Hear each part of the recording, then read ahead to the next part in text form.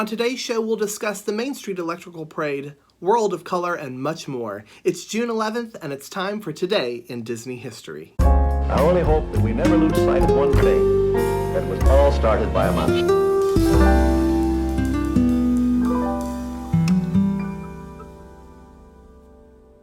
Today in Disney history, in 1977, Walt Disney World's version of the Main Street Electrical Parade debuts.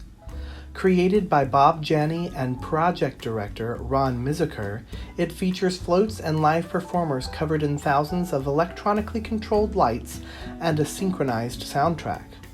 The Main Street Electrical Parade's underlying theme song is entitled Baroque Hoedown, based on an original version created in 1967 by early synthesizer pioneers Jean-Jacques Perry and Gershon Kingsley. At the first official Disneyland performance of the Main Street Electrical Parade on June 17, 1972, Bob Janney and Ron Mizuker were standing behind the parade gate.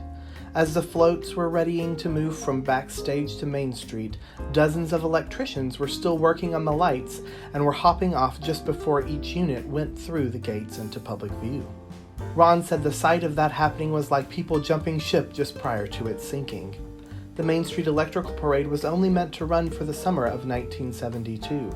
However, due to its popularity, the parade was extended through the busy summer and holiday months in 1974. The Main Street Electrical Parade returned after America on Parade in 1977, with all the floats this time built in 3 dimensions and accompanied by a reworked score by Don Dorsey. This time, Disney built 2 versions of the parade at the same time, one for California and one for Florida. The new versions for California and Florida had one main difference.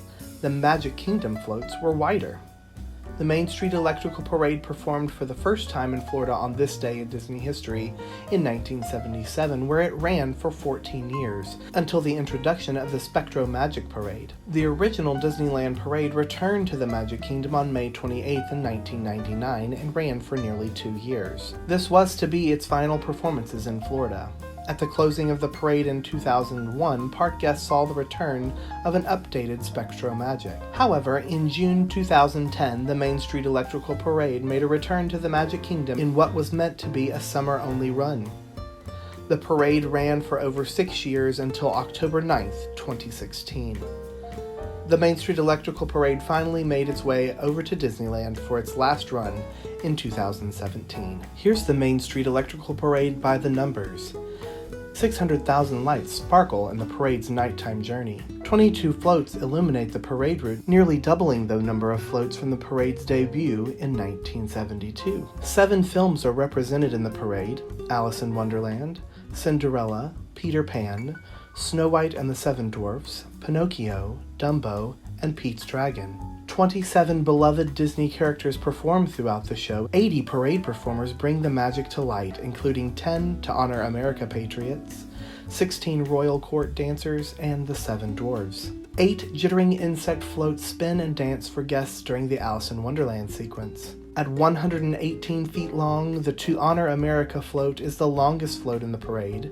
It was added in 1979 after the success of the bicentennial tribute parade America on Parade.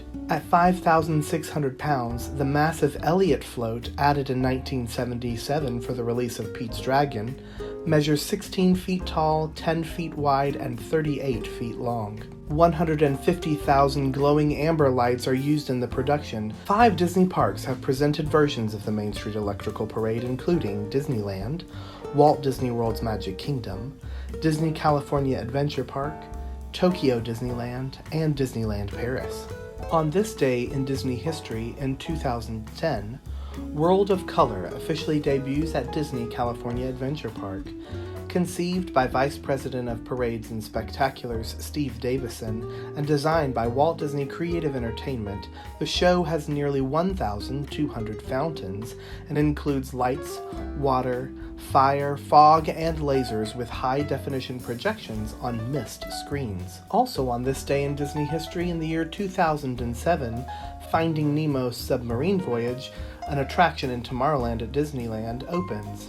It uses the submarine vehicle's track layout and location used by the Submarine Voyage, which closed in 1998. It is of course themed to the 2003 Disney Pixar animated film Finding Nemo.